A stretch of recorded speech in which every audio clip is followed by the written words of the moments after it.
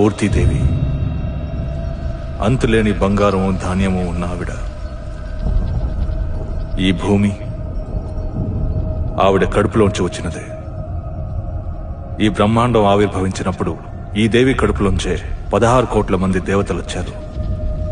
అందరికంటే తన మొదటి సంతానాన్ని దేవి ఎక్కువగా ప్రేమించింది. అతని పేరే హస్తర్. మీరు ఎన్ని గ్రంథాల్లో వెతికినా ఈ పేరు మీకు ఎక్కడ కనిపించదు. ఎందుకండి నాన్న? ఎందుకంటే తన దేవి యొక్క బంగారాన్ని ధాన్యాన్ని తన సొంతం చేసుకోవాలనుకున్నాడు. బంగారం మొత్తాన్ని ఎలాగో అలా సొంతం చేసుకున్నాడు. ఈ ధాన్యాన్ని స్వాధీనం చేసుకోవాలనుకున్నప్పుడు మిగతా దేవతలు అందరూ కలిసి తన మీద దాడి చేశారు.